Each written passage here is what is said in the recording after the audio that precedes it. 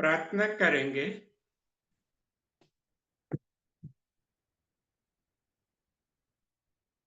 ओम ओम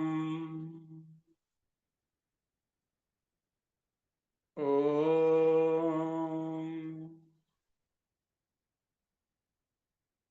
गुरुर्ब्रह्मा गुरुर्विष्णु गुरुर्देवो महेश्वरः। गुरु साक्षात् परब्रह्म तस्मै श्री गुरुवे नमः। अखण्डमण्डलाकारं व्याप्तं येन चराचरं तत्पदं दर्शितं येन तस्मै श्रीगुरुवे नमः। हरि ओम। श्रीगुरुभ्यो नमः। हरि ओम।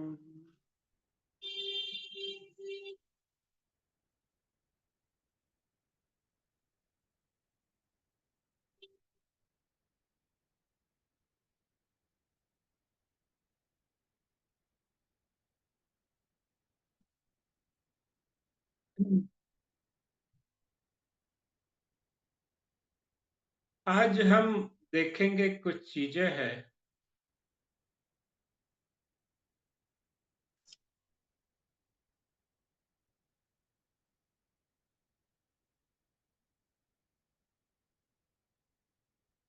वो काफी अहम है।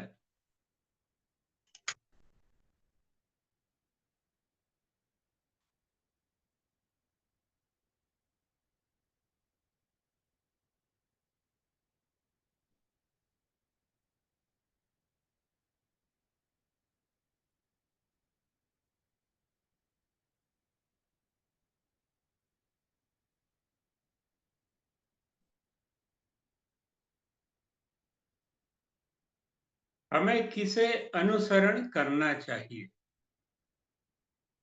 हम लोग कहते हैं कि इसको फॉलो करो, इसको फॉलो करो। तो पहला प्रश्न है, हमें किसका अनुसरण करना चाहिए।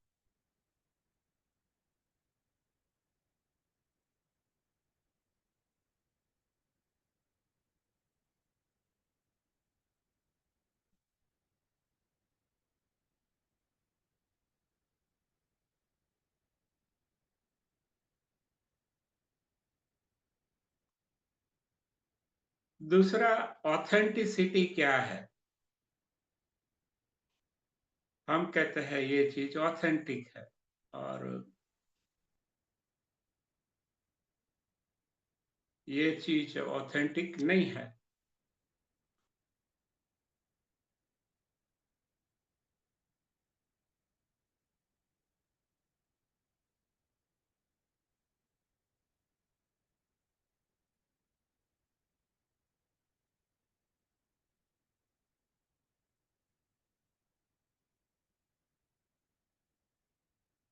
तीसरा,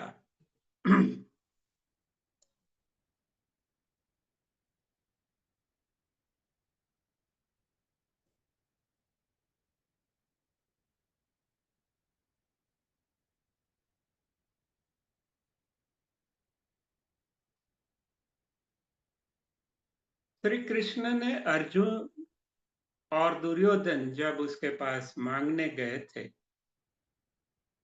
तब दुर्योधन को पहले मांगने का मौका क्यों दिया। ये 3 प्रश्न है।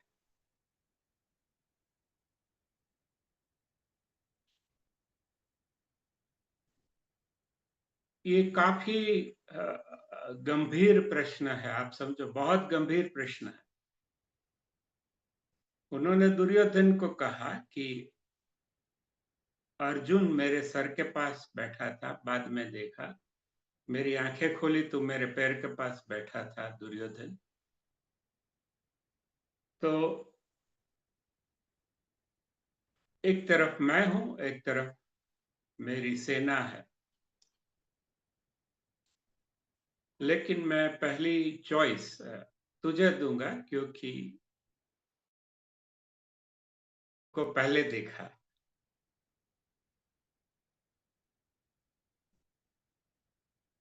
ये 3 प्रश्न है, चौथा प्रश्न है पॉपुलैरिटी क्या है?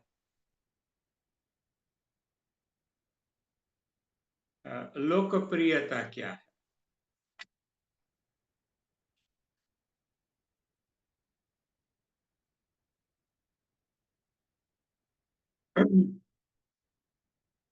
तो ये 4 प्रश्न आज हम देखेंगे। By the end of this session, ये सत्संग के अंत तक आपको ये ख्याल आ जाएगा।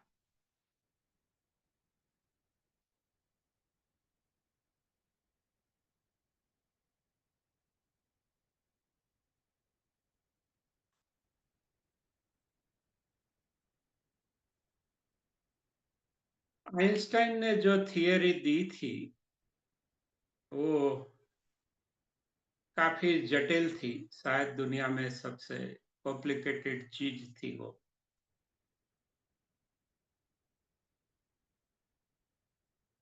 और उन्होंने जो अपना थियरी दिया था, वो काफी जो प्रमाण थे भौतिक विज्ञान के, उस पे सब खरा उतरा।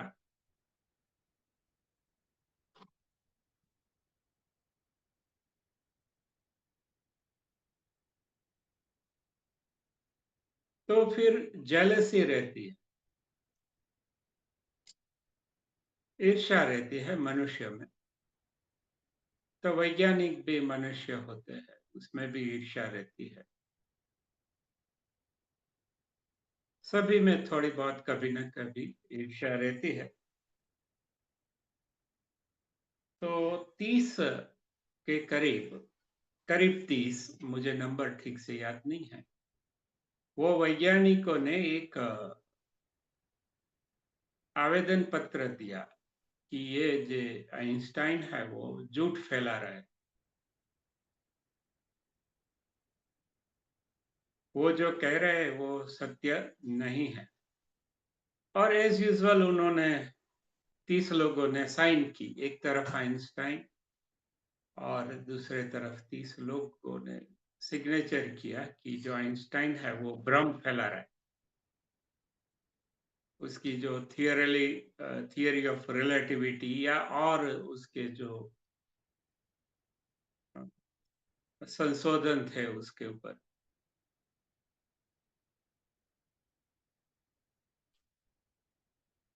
फिर आइंस्टाइन को किसी ने पूछा कि ये 30 वैज्ञानिक है,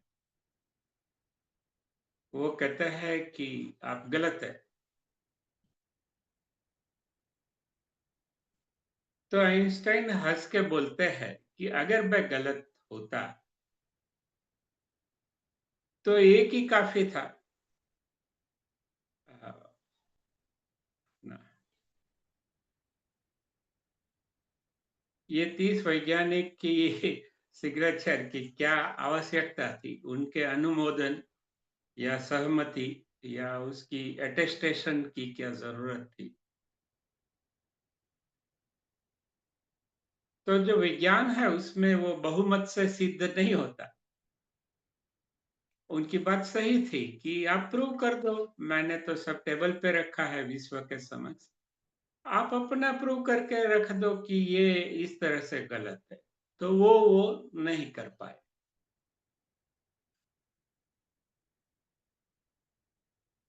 और इसलिए आइंस्टाइन को गलत साबित करने के लिए वो जो सेकंड नंबर का, थर्ड नंबर का, फोर्थ नंबर का, ऐसे 30 साइंटिस्टों ने एक गैंग बना ली, ग्रुप बना लिया।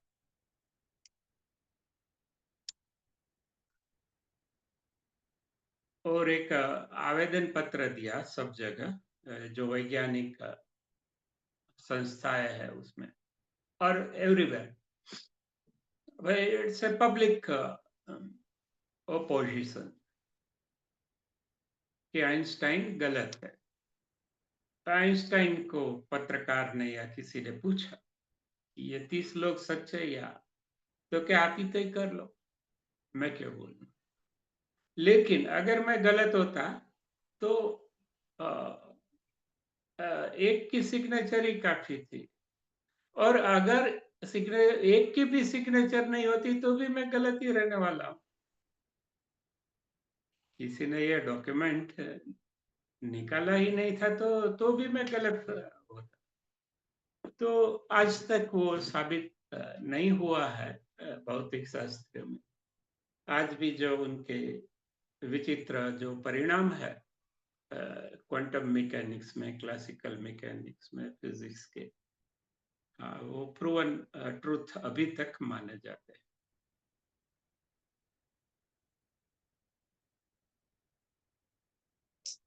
फिर गैलीलियो की बात है उससे पुरानी। गैलीलियो ने ऐसा प्रूव किया कि पृथ्वी केंद्र में नहीं है।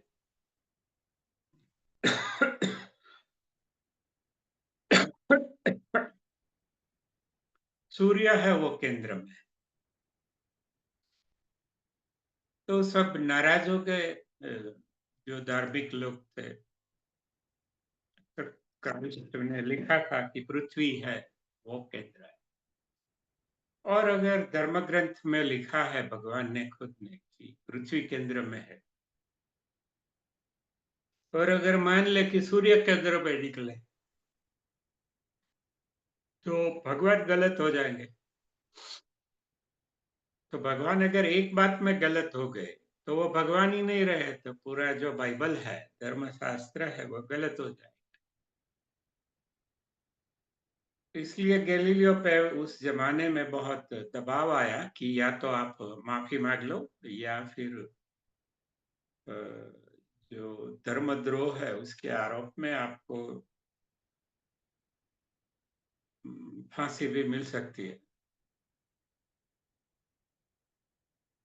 फिर गैलीलियो ने हंस के माफी मांग ली। लेकिन गैलीलियो ने माफी पत्र में लिखा कि in spite of what the Galileo believes और what the pope believes, pope क्या मानते हैं, गैलीलियो क्या मानते हैं, या कोई भी क्या मानता है, या मैं माफी मांगू या नहीं मांगू, हाँ, कुछ भी हो, नो मैटर व्हाट, हाँ, जो चीज जिसके आसपास घूमती है घूमती रहेगी। हाँ, सपोज मैंने ये माफी मांगा है तो वो कोई गलत घूमना बंद नहीं हो जाएगा, कुछ उल्टा नहीं हो जाएगा, वो वैसे ही चलता रहेगा। हाँ, तो सत्य जो होता है वो कटु होता है और लघुमति में होता है। ये सत्य की खास बात है। हाँ, आप 1,000 लोग ले लो तो एक ही उसमें जो माइनॉरिटी में होता है वही सच होता है। तो जो इंडिविजुअल है, व्यक्ति है, वो तो सबसे छोटी माइनॉरिटी है। हाँ, हम कहते हैं ये माइनॉरिटी है, ये माइनॉरिटी है। हाँ, the ultimate minority is the individual. जो व्यक्ति है वो सबसे माइनॉरिटी है। करेक्ट। इसलिए व्यक्ति अपने विचार रख सकते हैं, उसको जो कहना है वो रख सकते हैं। जिसको पसंद आए ठीक है, नहीं पसंद आए तो भी ठीक है। कोई ध्यान दे तो भी ठीक है, नहीं ध्यान दे तो भी ठीक है, कोई वो इश्यू नहीं है। तो ये गैलीलियो की बात हुई। फिर विभीषण की बात आती है। हाँ, विभीषण को तो गद्दार बोलेंगे श्रीलंका वाले कि वो शत्रु के साथ एक हो गया जिसने आक्रमण किया उससे। विभीषण तो माइनॉरिटी में थे।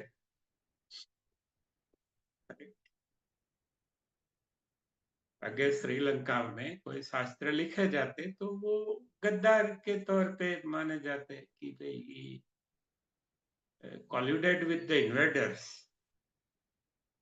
जो आक्रमण करता है उसके साथ उसने उसको जुड़ गए। इन डिफिकल्ट टाइम्स देश के जब विपत्ति आई तब वो शत्रु के साथ एकजुट हो गए। ये तीसरा उदाहरण है। चौथा उदाहरण एक विकर्ण करके जो महाभारत में 100 कौरव थे उसमें एक विकर्ण बोलता है सत्य, तो उसको भी जो कौरव है वो, क्योंकि 99 तो मेजोरिटी में थे, तो उसको वो साइलेंट कर देते। So democracy is the best way to smother the truth. असत्य के फैलाव के लिए जो लोकशाही है, बहुमत है, वो सबसे बड़ा आसान तरीका है। फिर आगे जाके पता चलता है 10 साल 20 साल जब इतिहास लिखे जाते हैं तब, लेकिन तब तक तो बहुत नुकसान हो चुका होता है। तो ये 4 चीजें हमने देखी। हाँ, तो जो ऑथेंटिक चीज है, हाँ, उसको किसी का प्रमाण पत्र नहीं चाहिए। हाँ, हम एक ऑथेंटिक व्यक्ति को देखेगा तो वो अपना जो भी ज्ञान है, अपना जो भी अनुभव है, अपना जो भी समझ है, और उसको जो लगता है वो बताएगा। नहीं पूछेंगे तो यूट्यूब पे रख देगा। कह जिसको देखना है देखे, नहीं देखना है they are free not to. शायद उनके पास ज्यादा कोई इम्पोर्टेंट टॉपिक हो सकता है।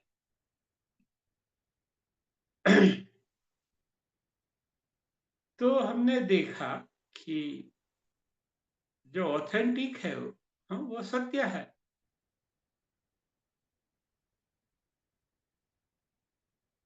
लेकिन फिर डेमोक्रेसी का ख्याल आया। डेमोक्रेसी का ख्याल पहले तो एक छोटे से सिटी के लिए था। वो टाइम में सिटी माने आज के गांव भी बड़े होते हैं पॉपुलेशन वाइज, इसलिए शब्द उसमें सिटीजन है, नेशन जन नहीं है। नेशन का ख्याल ही नहीं था ना, क्योंकि ऐसा ट्रांसपोर्ट नहीं था, कम्युनिकेशन नहीं था, ऐसी टेक्नोलॉजी नहीं थी। तो सिटी के जो लोग हैं एकत्र होके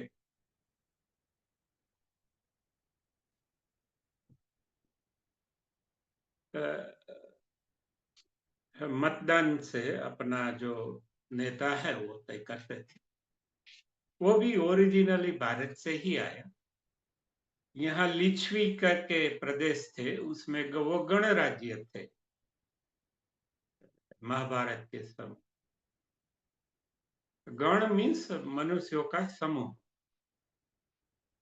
तो समूह इकट्ठा होके एक समिति बनती थी, जैसे आज हम पार्लियामेंट कह सकते हैं, विधानसभा, ये तो बहुत बड़ी है। लेकिन सिटी में तो क्या है, 4-5 जो उसका पॉपुलेशन था उसमें वो छोटे बच्चों को निकाल देते थे, औरतों को भी मताधिकार नहीं था। जिसके पास जमीन नहीं है, जो गुलाम थे, उसको भी मताधिकार नहीं था। तो जिसके पास जमीन थी बेसिकली वो ही मताधिकार करते। तो जो अभी जो यूनिवर्सल एडल्ट फ्रेंचाइज है, पुख्त मताधिकार, वो तब नहीं था। इवन स्त्रियों को भी अभी 1850 के बाद इंग्लैंड में अधिकार मिला मतदान का। स्त्रियों को भी अधिकार नहीं था, क्योंकि जो ग्रीक फिलोसोफर है वो मानते थे कि स्त्री है वो मनुष्य नहीं है, वो प्राणी है, उसमें समझ नहीं होती, तो उसको मताधिकार नहीं दिया।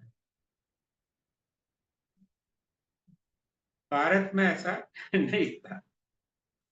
करें यहाँ लिया है उसको गॉडेसिस मानते थे। ये जो सर्जन है, वो सर्जन का मूल रूप स्त्री को मानते हैं। तो ये फिलोसॉफिकल डिफरेंस था सोक्रेटिस और उनके जो जहां से पूरी विचारधारा निकली है पश्चिम की, वो सोक्रेटिस और जीसस से निकली है। दो ही बेसिक उसके स्त्रोत्र है।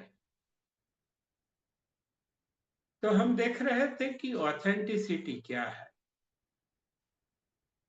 हाँ, जो ऑथेंटिक है वो क्वाइट होता है, वो बोलता है ठीक है, आपको ऐसा लगता है देख लो, कभी न कभी हाँ आपको पता चलेगा कि नहीं ये ठीक नहीं था, ये ठीक है।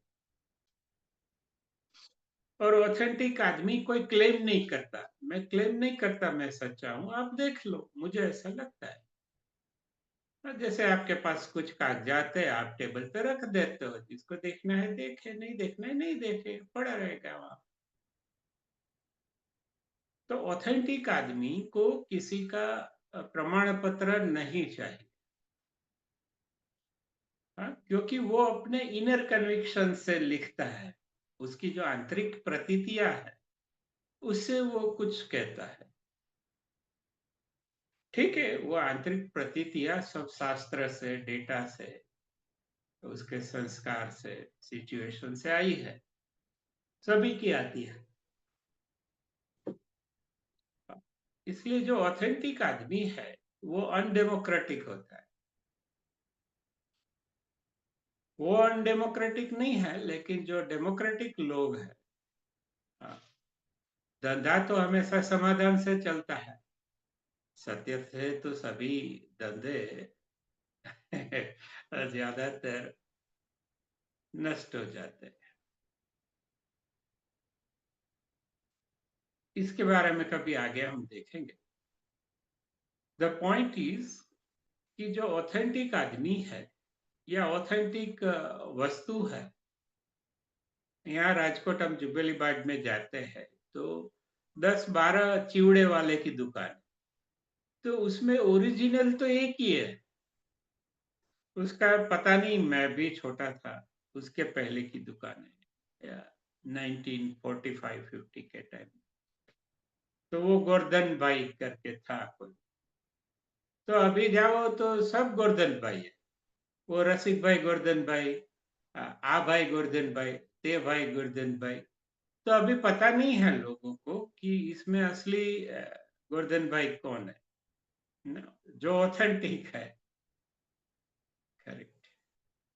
जैसे हम यहाँ चाइनीज खाते हैं, तो चाइनीज इधर आएगा तो बोलते हैं ये क्या, हमारे वहां तो ऐसा नहीं बनता। हाँ, क्योंकि टेस्ट सब अलग हो जाता है। हाँ, काफी, क्योंकि यहाँ हमारे गुजराती कुक, नेपाली कुक और राजस्थानी कुक सब बनाते हैं चाइनीज। तो वो अपभ्रंश होते होते यहाँ आता है। तो ओरिजिनली मंचूरिया अगर कोई प्रांत है चाइना, वहां जाके जो खा के आया है और इधर मंचूरियन खाएगा, हाँ, तो वो सोचेगा कि इसमें तो कुछ there is no not much connection. वो भी आश्चर्य में हो जाएगा, ये मंचूरियन कहाँ से हो। तो ये चीजें होती रहती है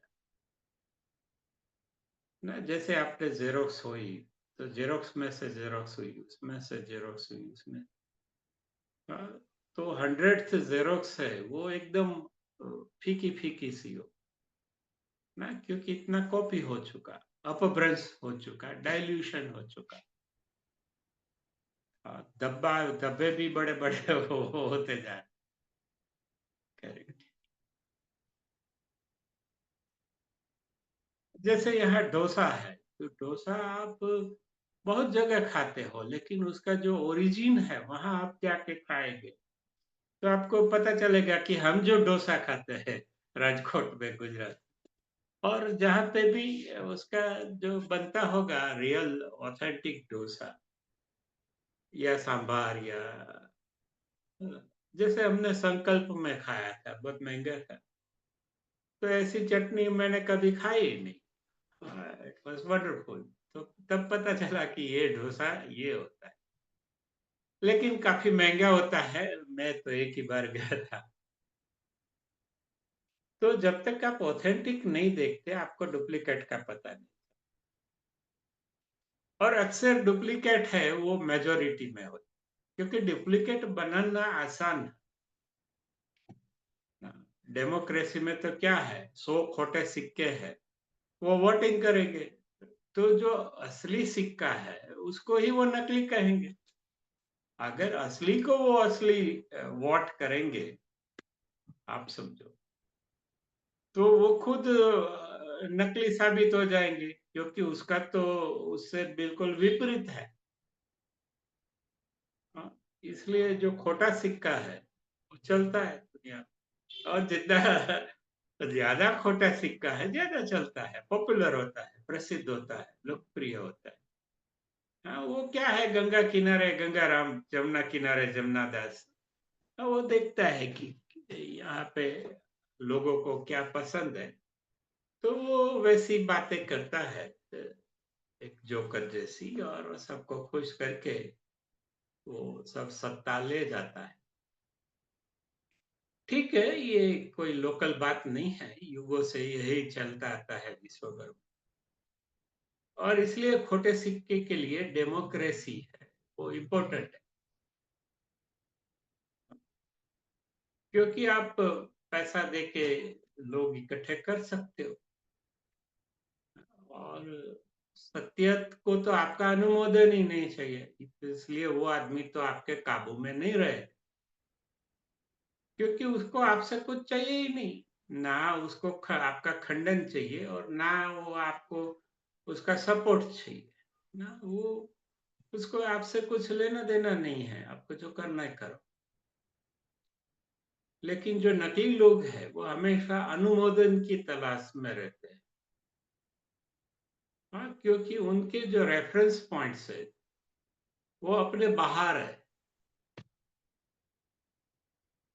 हाँ, वो अपने आपकी कंपैरिजन किसी से करता है, किसी और से।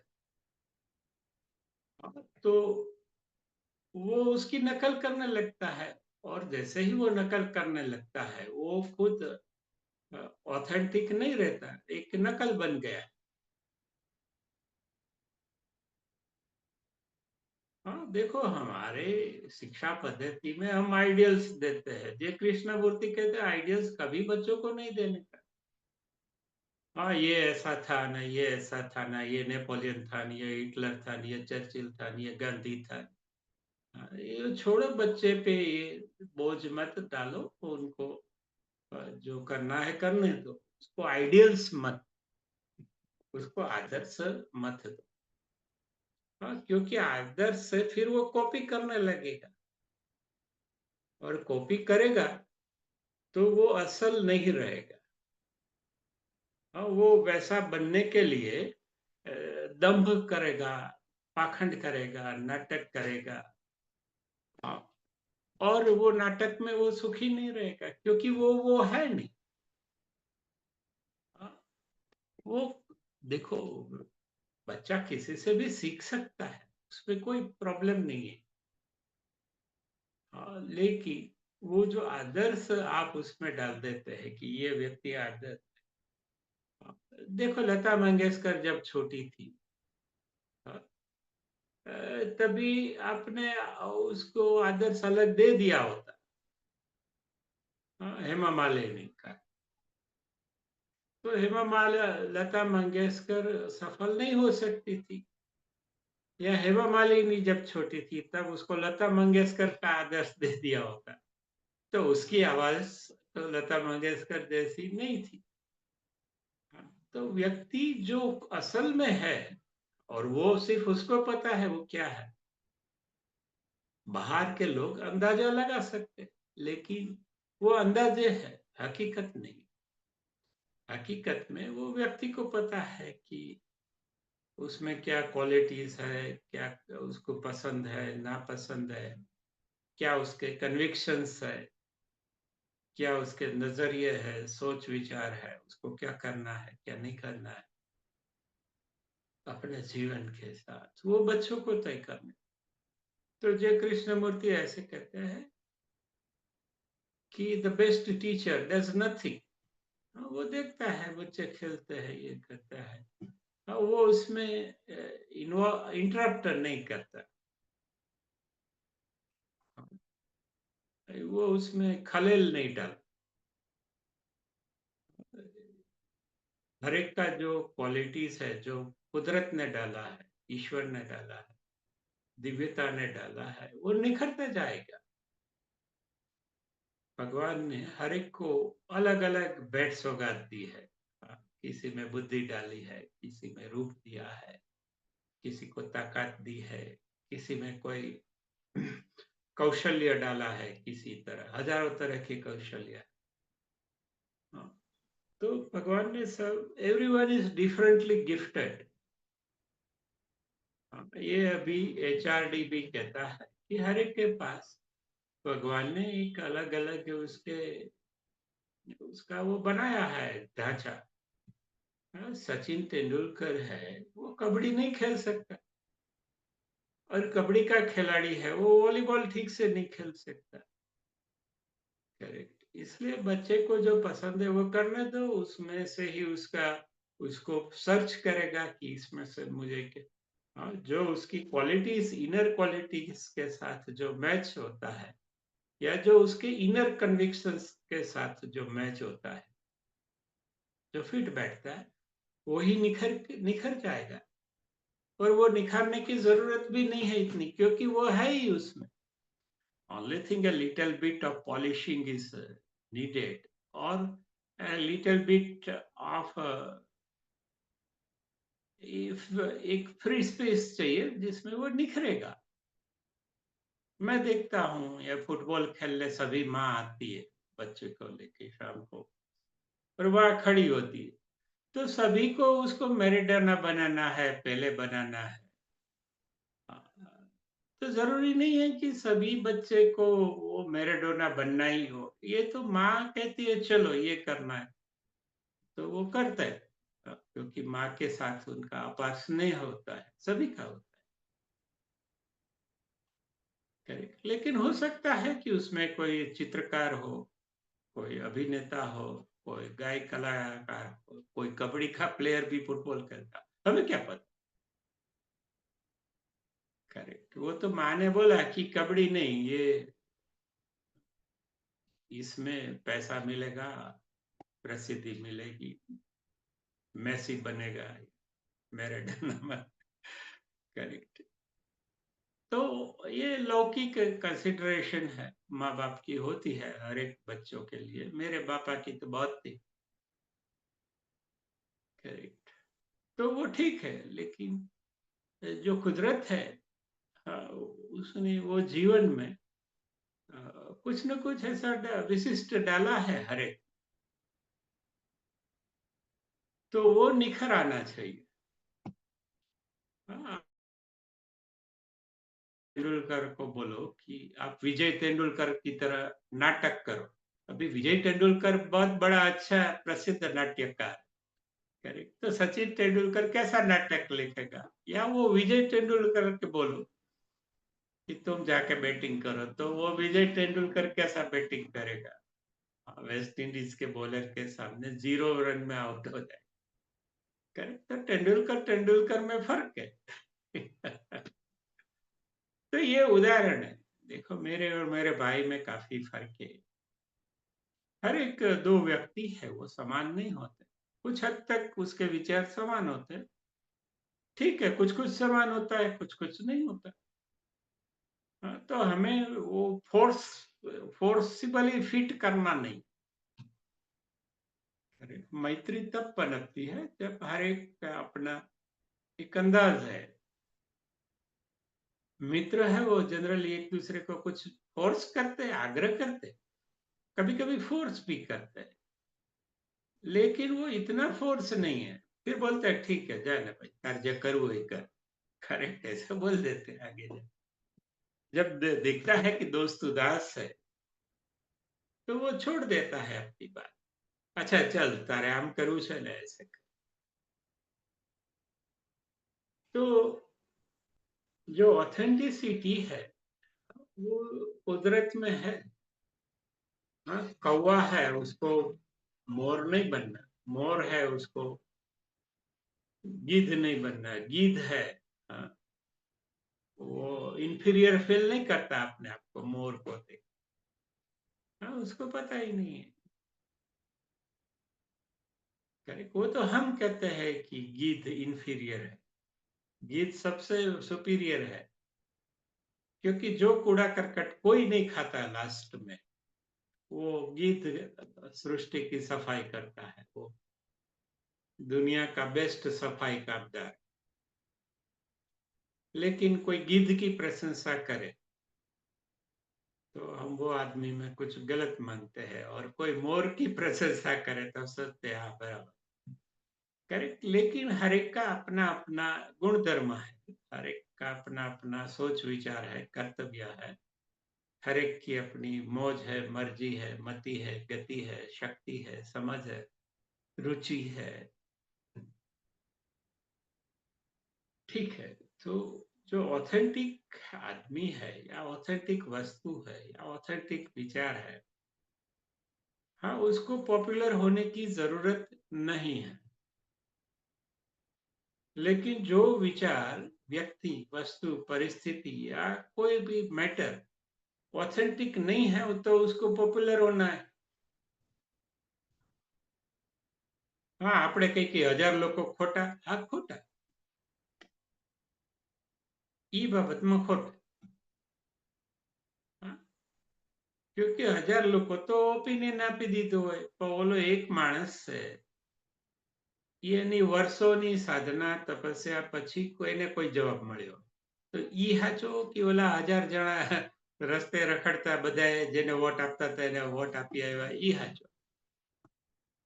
अरे, तो जो डेमोक्रेसी है, हाँ, वो सत्य के खिलाफ होती है हमेशा। करेक्ट, जो झूठे लोग हैं उसको डेमोक्रेसी पसंद है, क्योंकि ज्यादातर झूठे लोग ही है। करेक्ट, और झूठे लोगों को झूठे ही पसंद आते हैं। करेक्ट, इसलिए जो नेटवर्किंग है, पॉपुलैरिटी है, जो प्रसिद्धि है, प्रेस्टीज है, ये ऑथेंटिक लोगों के पास नहीं होती। हाँ, कभी कभी मारे भी जाते हैं। सोक्रेटिस मारा गया, गैलीलियो मरते मरते बचा, हरिश्चंद्र की कठिनाई हम जानते हैं, गांधी को गोली लग गई। करेक्ट,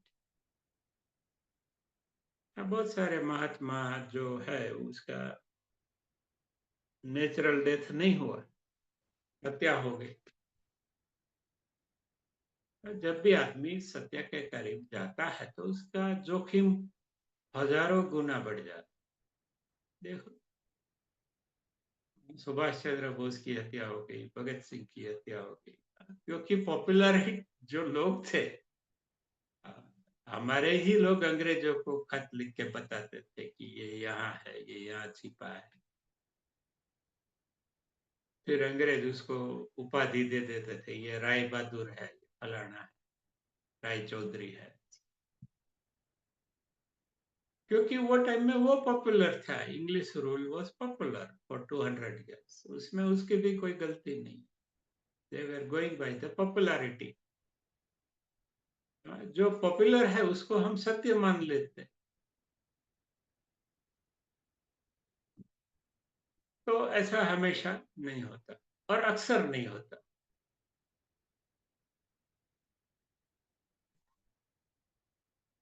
तो हमने देखा कि ऑथेंटिक कौन है, पॉपुलर कौन है। ऑथेंटिक माने असली, पॉपुलर माने लोकप्रिय। जैसे जैसे आप, मैं बहुत पॉपुलर था, जैसे जैसे मैं सत्य के करीब जाने लगा तो लोग छूटते गए। करेक्ट, अभी इतना पॉपुलर नहीं हूँ और मेरा ध्यान भी नहीं है पॉपुलर होना। पहले शुरू में रास्ता, जब मैं फर्स्ट फेज टीचर बना था तब, क्योंकि सत्य है वो लोकप्रियता से कहीं ज्यादा इम्पोर्टेंट है, मेरे लिए नहीं, सबके लिए। क्योंकि सत्य ही स्वर्ग लाएगा, और कोई गुणधर्म लाएगा नहीं। हमें ऑथेंटिक रहना है। ठीक है, हम गलत हो सकते हैं, वी एक्सेप्ट। हाँ, मैं प्रमाण भी नहीं देता, मैं प्रमाण नहीं देता, प्रमाण मिलता है तो ढूंढ लो, नहीं मिलता है छोड़ो, मेरी बात को मत मान। लेकिन मुझे ऐसा लगता है इसका कोई प्रमाण नहीं है, इसका कोई लॉजिक नहीं है, इसके कोई तथ्य मेरे पास नहीं है, दे सकता हूं, लेकिन छोड़ो ना बात, ये बात है, आपको पसंद है तो ठीक है, नहीं तो छोड़ दो, गई हवा में हमेशा के लिए, या गई यूट्यूब में हमेशा के लिए। तो हम देखते हैं ना, और आमतौर पे ये जो मॉडर्न जो सिस्टम्स है, जो तंत्र जिसको हम कहते हैं व्यवस्था तंत्र, वो सब समाधान पे चलते हैं, सत्य पे कोई नहीं चलता, कोई रिश्ता सत्य पे नहीं चलता। कोई भी सिस्टम है, आर्थिक सिस्टम है, राजकीय सिस्टम है, करेक्ट, सामाजिक सिस्टम है, मानसिक सिस्टम है, शारीरिक सिस्टम, सब कुछ समाधान पे चलता। हाँ, जैसे ही सत्य आया कि गया सब पानी में। करेक्ट, आपकी जो बनी बनाई जो इमेज है, आपकी जो लोकप्रियता है, वो 2 दिन में चली जाती, लेकिन आप संतुष्ट रहते हैं कि हाँ भाई, मुझे जो लगता था वो मैंने सबको बताया, क्योंकि सभी मेरे मित्र हैं, मैं उससे झूठ बोलूंगा तो उसका पूरा जीवन गलत रास्ते पे चला जाएगा, एक गलत कन्विक्शन पे जाएगा। इससे अच्छा है कि मैं बता दूं, ठीक है, उसको अभी कड़वा लगे, कटु लगे,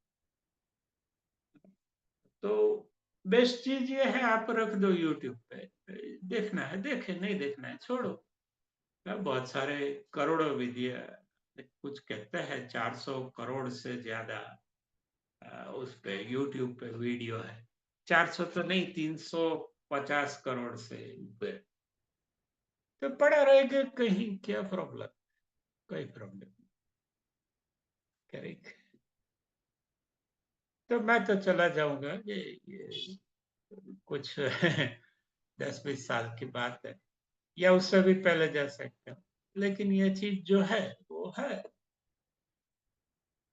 तो हमने देखा कि आइडियल और ऑथेंटिक, हम किसी को आदर्श रखते हैं, हाँ, लास्ट में लोग गुरु को आदर्श रखते हैं, उसकी दाढ़ी रखते हैं, उसके जैसा कॉपी मारते हैं, उससे वो कितने लॉयल थे और उसके कितने नजदीक है, वो लोगों को बातें बना बना कर बताते हैं ना, अपना माइलेज निकालने के, अपना जो ब्राउनी पॉइंट्स कहते हैं मैनेजमेंट में, वो निकाल।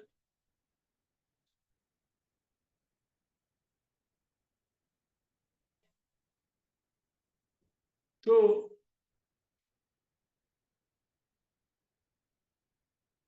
ये देखना कि जो ऑथेंटिक है, उसको किसी के प्रमाण पत्र की जरूरत नहीं है, अवार्ड की जरूरत नहीं। आज भी जो रियल साधु है, वो अवार्ड लेने नहीं जाता, आपको देना है तो भेज दो, ले लेते, चलो। हमारे ही लोगों ने प्रेम से कुछ दिया है और तो लेते, लेकिन वो वहां लेने नहीं जाते, वो बोलता है वो लाइन का हिस्सा मैं नहीं हूं।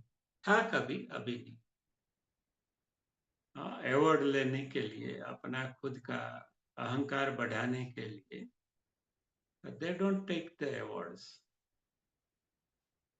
इसलिए जो अवार्ड देते हैं उनको बुरा लगता है। हाँ, क्योंकि अवार्ड देने वाले भी क्रिमिनल्स होते हैं। जैसे सबसे बड़ा अवार्ड है नोबेल, वो सबसे बड़ा युद्ध गुनहगार था, उसने जो डायनेमाइट बनाया और दूसरे जो शस्त्र बेचे, वो दोनों साइड को बेचे, हिटलर को भी बेचा, सामने जो पार्टियां थी उसको भी बेचा, और जो विनाश हुआ उसमें से उसने मुनाफा कमाया। और आज ऐसे मूर्ख लोग हैं जो नोबेल लेने जाते हैं, क्या जिसको नोबेल मिला है उसको ऑथेंटिक समझते हैं। वो ऑथेंटिक लोग नहीं है। वो पावर, मनी या सेक्स के पीछे है। भले वो अपने-अपने फील्ड में सूरमा हो, लेकिन एज़ अ ह्यूमन बीइंग उसको इतना पता नहीं चलता कि ये एक क्रिमिनल से हमें अवार्ड नहीं लेना चाहिए। लेते हैं। सिस्टम है वो जो क्रिमिनल से भरी है। हाँ, असत्य से भरी है और असत्य के कोई भी सिस्टम है वो इंट्रिंसिकली असत्य है।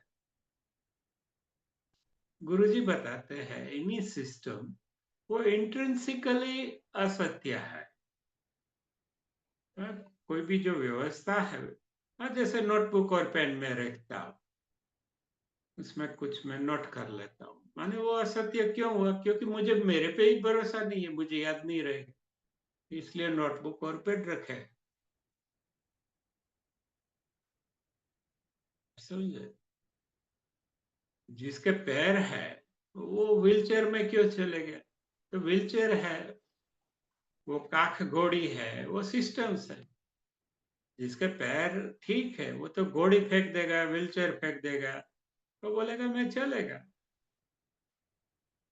हाँ, जब जिसके पैर में ताकत नहीं है, ऑथेंटिक जो आदमी नहीं है, निर्बल है या असत्य से भरा हुआ है, उसको कुछ न कुछ सहारा चाहिए। और ऐसे ही हजारों लाखों करोड़ों मिलके एक असत्य खड़ा करते हैं। उसको कोई ना कोई सिस्टम नाम दे देते हैं, कुछ न कुछ नियम बना के रख देते हैं, कहीं से चुरा के, कट कॉपी पेस्ट करके, तो सिस्टम बन गया। हाँ, तो ये जो वॉर है, दुनिया में वॉर है, वो ये नहीं है जो यहाँ चल रहा है, वहां चल रहा है, वो है। वॉर हमेशा सिस्टम और इंडिविजुअल के बीच चलता आ रहा है। हाँ, सिस्टम है वो असत्य से भरे लोगों के हाथों में होती है। हाँ, क्योंकि वो बिना सिस्टम के जी नहीं सकते। और जो इंडिविजुअल है, हाँ, उसको सिस्टम से कुछ लेना देना नहीं है। मैं क्या करूंगा सिस्टम में जाके? हाँ, वो सिस्टम के खिलाफ भी नहीं है और वो सिस्टम का हिस्सा भी नहीं है। हाँ, तो लोगों को ये लगता है कि ये तो विचित्र है भाई, ये करोड़ों लोग ऐसा है और ये थोड़ा दूर जाके क्यों खड़ा है? ये तो उसको वहां छांव मिलती है पेड़ के नीचे, तो वहां खड़ा है। That's it। हाँ, क्योंकि सिस्टम काफी बड़ी होती है, उसके पास सभी तरह की जो शैतानी ताकतें होती है, भौतिक, वो होती है। सभी कपट है, पाखंड है, दंभ है। हाँ, उनके लिए सिस्टम ही वो उनका अखाड़ा है। वो पहलवान जहाँ कुश्ती करते हैं, इसलिए जो दंभ है, हाँ, वो सिस्टम। जब दंभ नहीं रहेगा मान लो तो एक भी सिस्टम नहीं रहेगा, एक भी नियम नहीं रहेगा। नियम क्यों है? क्योंकि गुनहगार है। गुनहगार नहीं रहेगा, हाँ, किसी में वो विचार ही नहीं रहेगा, तो कहीं पे आर्मी नहीं होगा, कहीं पे पुलिस नहीं होगी, कहाँ पे जेल नहीं होगी, अदालतें नहीं होगी, जज नहीं होंगे, वकील नहीं होंगे।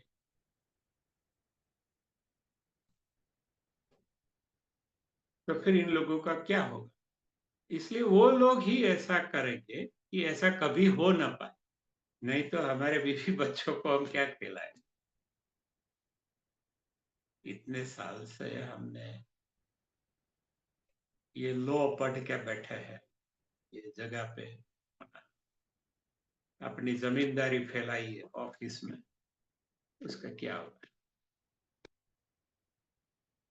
तो ये हर जगह फैलती है, ऑफिस में नहीं, कोर्ट कचहरी दुकान में तो छोटी छोटी जमींदारियां होती है, आश्रमों में भी जमींदारियां होती, 500 एकड़, 200, अरे भाई तेरे को क्या खेती करनी? 500 एकड़ जमीन का तुझे क्या? करेक्ट, लेकिन उसको अपना रुआब जमाना होता है अपने सीसीओ पे, एक क्लाउड कहते हैं, दबदबा। दूसरों पे एक साइकोलॉजिकल हिप्नोटिज्म करना है, मेस्मेरिज्म करना।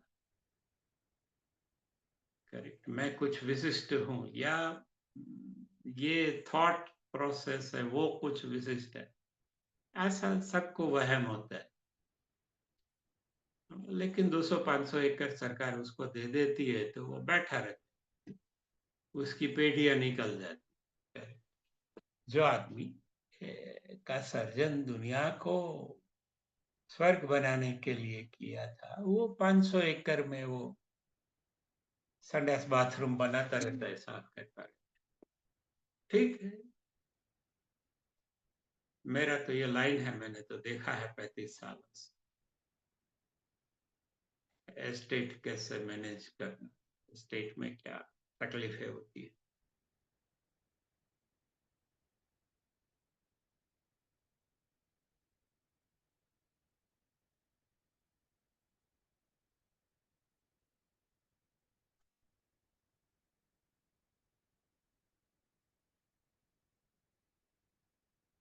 तो जो लोग असत्य में होते हैं वो माया में होते हैं।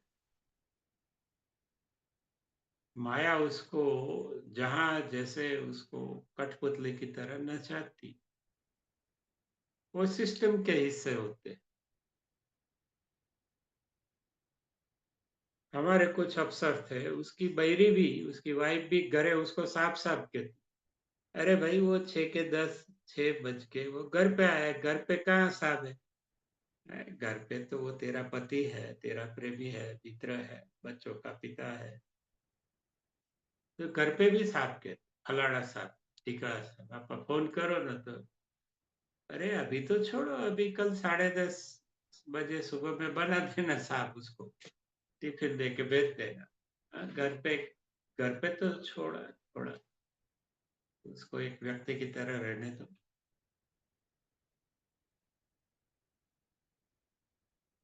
तो सिस्टम में तो टाइटल्स होते हैं। हाँ, बहुत सारे एडजेक्टिव्स होते हैं, विशेषण। ट ट ट ट ट ट ट, फलाना फलाना फलाना, ઢીકણા ઢીકણા ઢીકણા આવે છે। અરે તો હું શું કરું, મને ઊંઘ આવે છે, હું તો કરેક્ટ।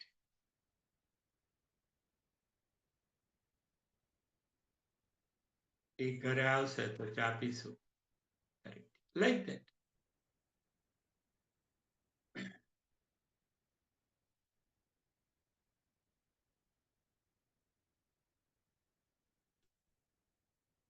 तो पहला जो प्रश्न था, हमें किसको फॉलो करना चाहिए ना, हमें हमारे जो आंतरिक इनर रेफरेंस पॉइंट है, हमारे जो आंतरिक संदर्भ बिंदु जो हमारे अंदर है, उसको फॉलो करना चाहिए।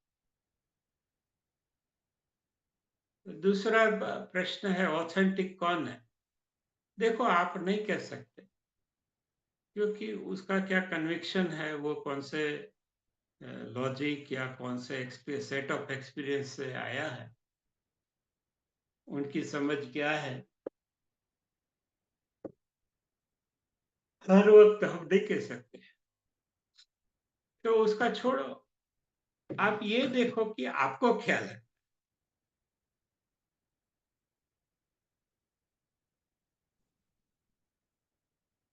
तो वो आइडियल है। और वो बदलता रहता है आइडियल, कभी आपको ये लगता है किसी सिचुएशन में, कोई दूसरा लगता है, तो 2-4 दिन बाद आपको कोई तीसरा लगता है, तो उसमें क्या हर्ज है? हाँ, जो क्षण में आपको जो आदर्श लगता है उसको फॉलो करो, नहीं लगता है तो छोड़ दो, शायद 2 दिन बाद फिर से आदर्श लगने लगेगा। करें, पॉसिबल है।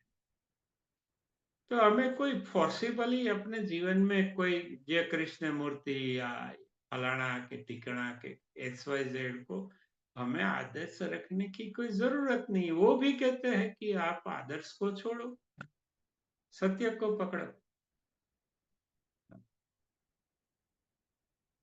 अगर आपको भिंडी पसंद है तो आप गुआर को छोड़ो, अभी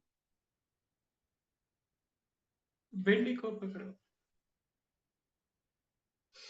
आपको लगता है भिंडी सही है तो भिंडी, कल अगर आपको लगे टमाटर सही है तो you be truthful to your own self, your own inner reference point, IRP, inner reference point. तो आपके जो IRP है उसके साथ आपका लेना देना है। देखो आपकी खुशी भी वहीं से आती। अगर आपके IRP बराबर, IRP में कोई ठीक बैठता है तो आप खुश होते हैं। अगर कोई आपके IRP से में मेल नहीं खाता तो आप नाराज हो जाते हैं, दुखी हो जाते हैं। तो आपके मन में है ऐसा ऐसा होना चाहिए तो वो आपके इनर रेफरेंस पॉइंट है, अंदर है। अगर ऐसा ऐसा नहीं होता तो आप नाराज हो जाते हैं, अरे यार ये ठीक नहीं है। और हमारे IRP के अंदर कुछ ठीक बैठता है तो हम कहते हैं नहीं नहीं ये बराबर है, ये बराबर, ये ऑथेंटिक। तो वो दोनों जो चीजें हैं वो हमारे ही भीतर से आई, जो इनर रेफरेंस पॉइंट है। पॉलिटिकल साइंस में उसको फ्री विल कहते हैं, मुक्त इच्छा। देखो इच्छा भी हमेशा मुक्त नहीं होती, बद्ध इच्छा भी होती है। जैसे एक आपने एक एनिमल को बांध दिया तो उसकी इच्छा तो पहले तो छूटने की होती है, तो वो बद्ध इच्छा है। लेकिन आप उसको छोड़ दो, फिर जो इच्छा है वो उसकी फ्री विल है। करेक्ट। लेकिन आजकल फ्री विल नहीं होती, आर्थिक विल होती है या सामाजिक विल होती है, और हम उसको फ्री विल मान लेते हैं कि इसमें लाभ है ना, चलो ये मेरी फ्री विल। अभी आज ही नीट का रिजल्ट पेपर में आया,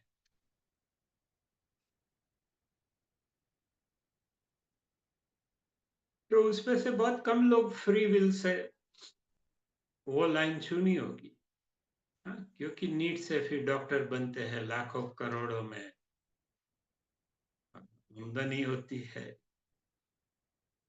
खूबसूरत स्त्रियों का सहवास मिलता है, सब नीट देते हैं। लाखों विद्यार्थी में हार्डली 1 और 2% है वो डॉक्टर नॉलेज के लिए बनना है। बाकी हेतु तो अलग है, ग्राइंड अलग है। उसका जो वैतरू करे છે એ જુદું છે, બધા હરખું વૈતરું કરે પણ એ શા કારણે કરે। सो वो भी हम हमारी जो ऐसी स्वयं तालीम है उसमें ये इसके ऊपर विस्तार से सिखाते हैं। आपको ऐसी स्वयं तालीम लेना है तो आप सीख सकते हैं।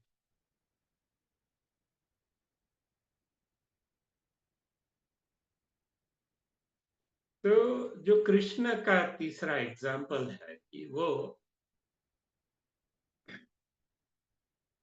दुर्योधन को क्यों, क्योंकि कृष्ण है वो तो उसको पता है कि दुर्योधन को सत्य नहीं दिखता, इसलिए मैं मुझे भी नहीं देख पाएगा वो, उसको माया ही दिखेगी। तो उसकी जो बड़ी सेना थी शक्तिशाली, हाँ, वो दुर्योधन, उसको पता ही था कि दुर्योधन तो सेना ही मांगेगा, वो बोलेगा इसका मैं क्या करूंगा, ये तो बांसुरी बजाने चला जाए, वैसा है। करेक्ट। तो वो सेना मांगता है। करेक्ट। क्योंकि उनके जो इनर रेफरेंस पॉइंट है, हाँ, उसको पता है वो तो सिस्टम क्या है, सेना क्या है, एक सिस्टम है। कोई भी व्यवस्था है, कोई भी नियम है, वो क्या है, एक सिस्टम है। जैसे ही एक नियम आया कि सिस्टम बन गए। तो जो नियम से चलते हैं वो व्यवस्था ही है, और जो व्यवस्था है वो लौकिक परिणामों के लिए होती है। जो विश्व में परिणाम, भौतिक परिणाम चाहिए तो उसके लिए सिस्टम ठीक है, अनिवार्य है, जरूरी है, ना नहीं। लेकिन वो लौकिक हेतु के लिए है, लौकिक सुविधा के लिए है। उसका अध्यात्म से सिस्टम का कुछ लेना-देना नहीं है। अध्यात्म चलता है इनर कन्विक्शन से। द डिस्कवरी ऑफ ट्रुथ, सत्य क्या है? ये अध्यात्म है। सत्य है, वो अध्यात्म का प्राण है, वो फिलॉसफी का भी प्राण है और साइंस का भी प्राण है और जो सच्चा धर्म है, उसका भी प्राण। ये चारों का जो प्राण है, वो सत्य है। जो ट्रुथ है, वो धर्म का भी अभिन्न हिस्सा है, मुख्य हृदय कह सकते हैं। वो विज्ञान का भी है, वो ग गणित या फिलॉसफी का भी वही है। योग का भी मूल आधार अ, सत्य है। हाँ, बहुत सारे लोग छोड़ के चले गए। वो बोलते हैं कि हम तो दिन में 10 बार झूठ फैलाते हैं या झूठ में रहते हैं, समाधान में से चलता है हमारा घर, कारोबार, दुनिया। इसलिए वो प्रामाणिक लोग थे, वो चले गए। हमारे भी एक टीचर थे, वो चले गए। वो बोलते हैं कि मैं तो असत्य में जीता हूँ, तो सत्य का धंधा है। तो मैं सिखा तो दूंगा, लेकिन लोग देखेंगे कि ये तो खुद तो असत्य की राह पे चल। इसलिए अरशद मेहता अभी टीचिंग नहीं करते, बहुत सालों से। हाँ, बोलते मैं तो समाधान की दुनिया में रहता हूँ, मैं कैसे सत्य का शिक्षक। और ऐसा ऑनेस्ट आदमी है। उसकी बेटी भी अभी जर्मनी में टीचर है, मेरी बैचमेट है। तो ऐसे ऑथेंटिक लोग हैं, वो समझते हैं कि सिस्टम हमेशा समाधान से चल। हाँ, जैसे वो रथ है युधिष्ठिर का, जैसे ही वो सिस्टम बन गया ना। पहले धरती से ऊपर चलता था, जैसे ही वो समाधान में गया तो वो धरती के ऊपर आ गया। इसका मतलब वो भी लौकिक बन गया। पहले वो अलौकिक था, वो रियल नहीं था, वो अनरियल था उसका रथ। लेकिन जैसे ही सत्य से युधिष्ठिर ने समाधान में आ गए, नरोवा कुंजरोवा, तो रथ लौकिक बन गया, सिस्टम बन गया। करेक्ट। तो आप किसके साथ है? सिस्टम के साथ है या सॉल के साथ, आत्मा के साथ? तो विश्व में जो लड़ाई हो रही है, वो बेसिक लड़ाई सिस्टम और सॉल के बीच हो रही है। देखो, सिस्टम सब लोग चलाते हैं, वो व्यक्ति है, वो बाहर से चलाते हैं, लेकिन उसके भीतर जो सॉल है, आत्मा है, उसका सिस्टम से कुछ लेना देना नहीं। इसलिए शाम को थक जाते हैं, दारू पीते हैं, रिलैक्स होते हैं, ये होते हैं। हाँ, थोड़े देर अपने आत्मा के करीब रहते हैं, संगीत सुनते हैं, कुछ सत्संग सुनते हैं, ताकि कुछ समय वो अपनी आत्मा को भी पोषित करे। हाँ, दूसरे दिन फिर उसको मजा नहीं आता था। हाँ, क्योंकि वो आत्मा है, वो शरीर नहीं है। और सिस्टम को तो शरीर से मतलब है, भौतिक चीजों से मतलब है, वास्तविकता से मतलब है, पैसे से मतलब, लाभ से मतलब है, परिणाम से मतलब। हाँ, सिस्टम तो, हाँ, स्ट्रेटेजी से मतलब है, टेक्टिक्स से मतलब है, प्लानिंग से मतलब। हाँ, आपके भीतर क्या चल रहा है, उससे सिस्टम को कुछ लेना देना नहीं है।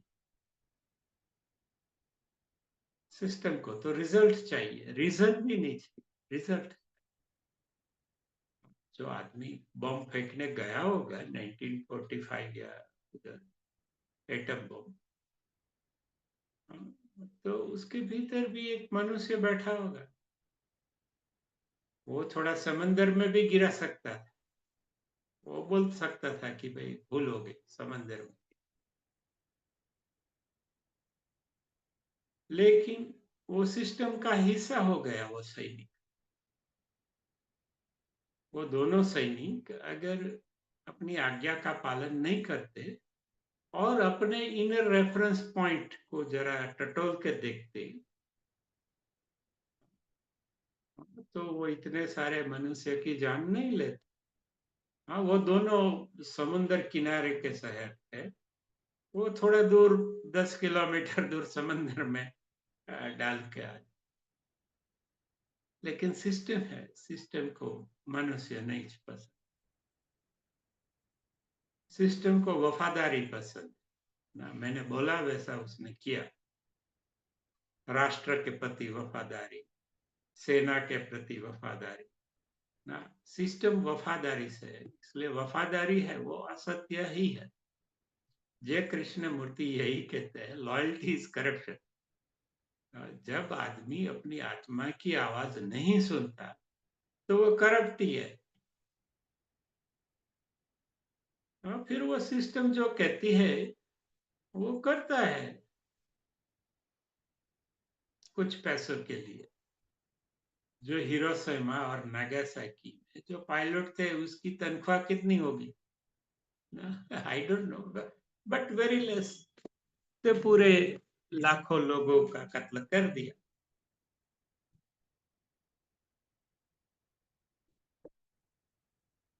अगर उसने अपनी थोड़ी सी भी आत्मा की आवाज सुनी होती, हाँ, ठीक है, उसको भी मार देते लोग, लेकिन वो सोचते कि हम दो ही मरेंगे, नीचे 2 लाख बच जाए। अगर हम दोनों को मार भी दे हमारे लश्कर वाले कोर्ट मार्शल करके, तो भी 2 लाख लोग बच जाएंगे।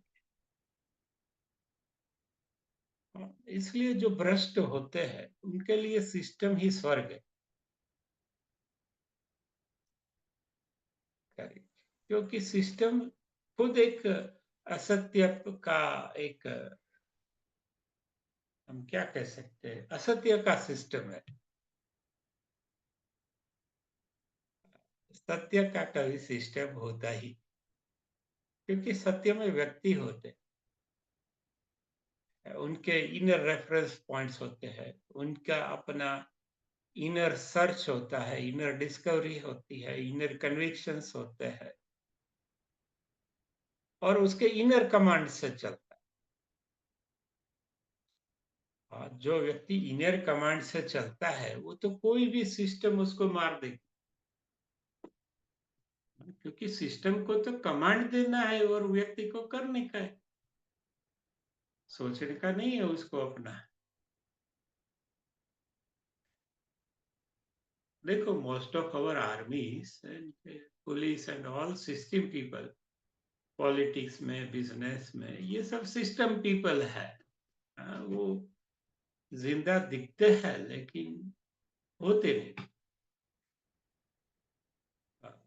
उनके आदत से रहते हैं, जैसे कोई करोड़पति है, अरबोपति है, या कोई बहुत सारा बड़ा राजनेता है ना, उनके आदर्श ऐसे ही 2 कौड़ी के होते, बिजनेस या पॉलिटिक्स के।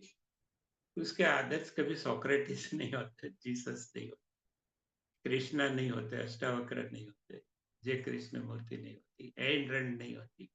जो ऑथेंटिक लोग हैं बहुत कम लोगों को पता चलता है, क्योंकि ऑथेंटिक को पहचानने के लिए भी आपके अंदर कुछ ऑथेंटिसिटी चाहिए। आप खुद असत्य से इतने घिरे हुए हैं कि आपको सत्य का दर्शन ही नहीं होगा, तो फिर आप वो असत्य को ही सत्य मान के चलेंगे। कहीं न कहीं सत्य का आपके अंदर उद्घाटन होगा, प्रतीति होगी, तब जाके धीरे धीरे आपके इनर कन्विक्शंस बनेंगे।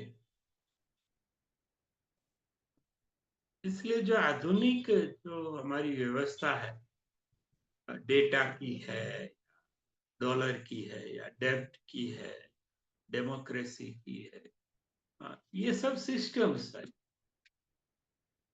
व्यक्तियों को अंकुश में, व्यक्तियों को, मनुष्य जाति को गुलाम रख बनाने के। और इनका पावर है, डॉलर का पावर है, डेब्ट का पावर है, डेमोक्रेसी का पावर है, डेटा का पावर है। ये भी अभी जो है वो डेटा ही है। करेक्ट। लेकिन ऐसे जो डेटा है उनको वो साइडलाइन कर देते या डिलीट कर देते, जो भी वो उसको प्रसारित होने नहीं देते। और वो सिस्टम के लिए, वो भी सिस्टम का धर्म है, अगर ऐसे डेटा प्रसारित हो गए तो सिस्टम रहेगा ही नहीं। तो सिस्टम का जो लाभ ले रहे इनके आधार पे उनके जमींदार बने हैं, क्योंकि सिस्टम हमें, हर एक सिस्टम के ऊपर दो जमींदार होते। दुनिया का कोई भी संस्था ले लो, आर्थिक, राजकीय, सामाजिक, मानसिक, शारीरिक, ऐतिहासिक, भौगोलिक, वैज्ञानिक, गणितिक, वो संस्था में दो गुंडे ही होते, दो ठग। फिल्म आया था दो ठग। वो संस्था असल में प्रैक्टिकली वो दो ठग ही चलाते, दुनिया की कोई भी संस्था ले। लेकिन वो संस्था, उसने ऐसा प्रेस्टीज जमाया होता है, ऐसा हिप्नोटिज्म जमाया होता है, ऐसा मैस्मरिज्म जमाया होता है कि मैं ही सही हूँ, हम ही सही है, हम ही ऑथेंटिक है। करेक्ट। तो ये क्वेश्चनेबल है। करेक्ट। और बाकी के मूर्ख लोग होते हैं, दो लोगों को छोड़ के, जो इन दोनों को ऑथेंटिक मानते हैं। करेक्ट। ये कोई एक संस्था की बात नहीं, अब तक दुनिया की जितनी भी संस्था है उसमें दो ठग होते, और वो टॉप पे होते, नीचे तो ऐसे ही चलता है।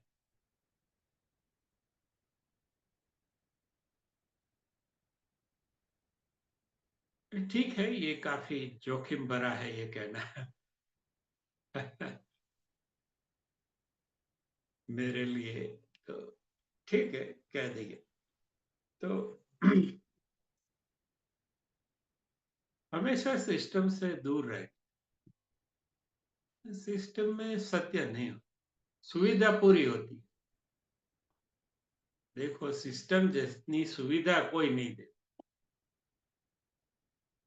सिस्टम जितना आराम कोई नहीं दे सकता। और सत्य है वो पहले आपकी सुविधा छीन लेगा, आपका आराम छीन लेगा, आपका सुख चैन छीन लेगा। ये तीनों चीज है, क्योंकि सुख के कारण है, आनंद के कारण नहीं है, सुख के कारण। इसलिए सुख भी सिस्टम का हिस्सा है। इसलिए सुखी होने जो आदमी जाता है वो अक्सर दुखी हो जाता है। हाँ, क्योंकि वो असत्य में चला गया। हाँ, क्योंकि सुख है वो सिस्टम है, सिस्टम है वो असत्य पे ही चलता है। असत्य उसका प्राण है सिस्टम। कोई भी सिस्टम वो कभी नैतिक नहीं होता। इंडिविजुअल नैतिक हो सकता। हाँ, वो कह सकता है कि जो न भाई आउ लगे छे फिर। हाँ, क्योंकि उसको कोई प्रूव करने में भी रस नहीं है, कुछ क्लेम करने में, दावा करने में भी उसको रस नहीं है। वो उसको जो ठीक लगता है वो बताता है, जैसा है वैसा।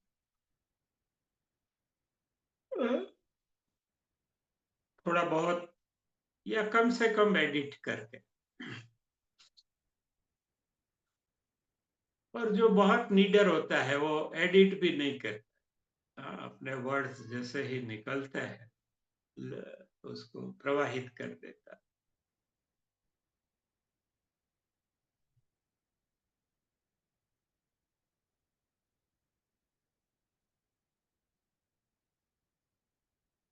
इसलिए हम देखते हैं, देखो, कि कृष्ण के साथ रहना है या जो कृष्ण का है उसके साथ रहे। जो कृष्ण का है सैन्य, वो तो सिस्टम है उसकी, वो तो असत्य है, माया है। क्योंकि दुर्योधन असत्य में था, माया में था, इसलिए उसको तो वही दिखता है कि भाई एक तरफ आ एकलो मानस, वो भी शस्त्र नहीं उठाएगा, अस्त्र नहीं उठाएगा, હા, તો એવા નકામા માણસને મારે શું કરવાનું? એની બદલે આવડી મોટી સેના મળે છે. तो આ ભલે ને એકલો ગયો તો એ બાજુ, क्योंकि वो तो ईश्वर को, चैतन्य को, चेतना को, सत्य को, नैतिकता को, इथिक्स को, धर्म को पहचान ही नहीं सकता। हाँ, क्योंकि वो धृतराष्ट्र का बेटा है। धृतराष्ट्र है वो साक्षात मोह है। वो मोह का प्रतीक है, मोह का पिंड है। हाँ, ये कृष्ण की गीता भी सुनते हैं। हाँ, लेकिन धृतराष्ट्र को एक शब्द अंदर नहीं जाता। वो बार-बार वो संजय को वही कहते हैं कि ये बधी बात बराबर, मारा दीकराओનું હું થયું, मेरे बच्चों का क्या हुआ? बस। क्योंकि वो सब अपने पुत्र मोह से वो ग्रसित है। आज भी हम सब हैं, इवन मैं भी। हमारे संतान के मोह से हम सब ग्रसित हैं। उसके लिए हम करने जैसा, नहीं करने जैसा, योग्य, अयोग्य, ऐसा-वैसा सब कुछ करते हैं। किया है अभी तक, मोहवश।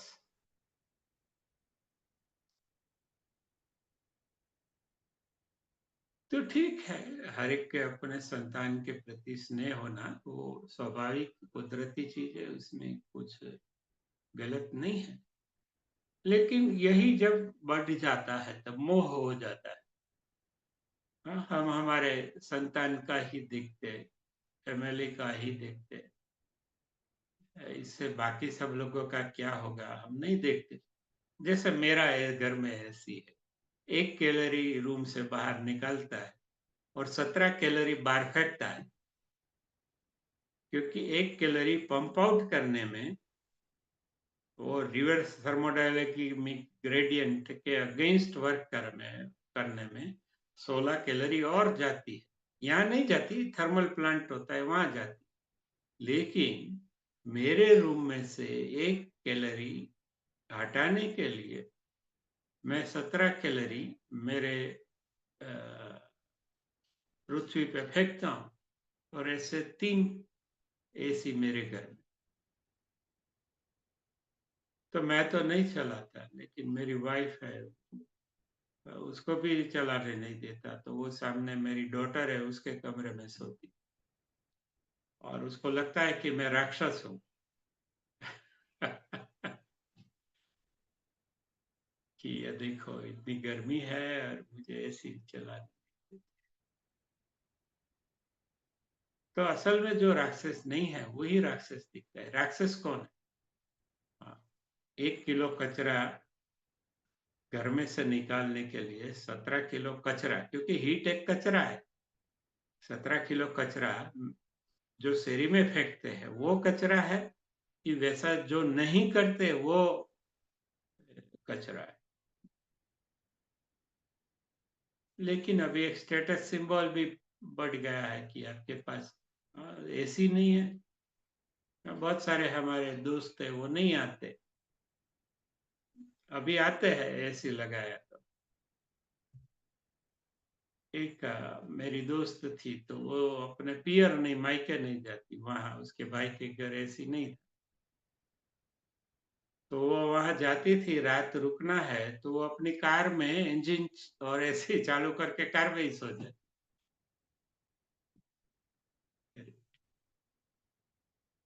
तो जो नॉर्मल है वो कितना विषमय है, कितना जहरीला है दुनिया के लिए, वो भी तो हमें देखना चाहिए। ठीक है, हमें कभी कभी मैं चलाता हूँ, लेकिन 30 पे रखता हूँ या 32 पे, बहुत ऊंचा एसी रखता हूँ। लेकिन वो भी कभी कभी व्हेन समथिंग, कभी नींद लेनी हो बहुत गहरी, तब लिए भी नहीं होना चाहिए, तो I will remove that sooner और लेटर।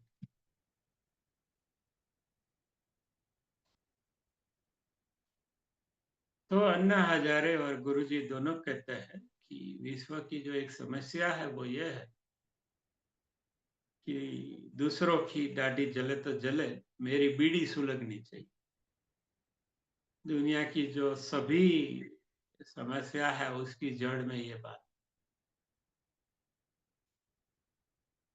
दूसरों की मीन्स विश्व में भले कितनी बड़े गर्मी 17 गुना डालनी पड़े, लेकिन मेरे कमरे में से 1 कैलोरी गर्मी कम होनी चाहिए। भले इसके लिए 17 कैलोरी गर्मी विश्व में फैल जाए।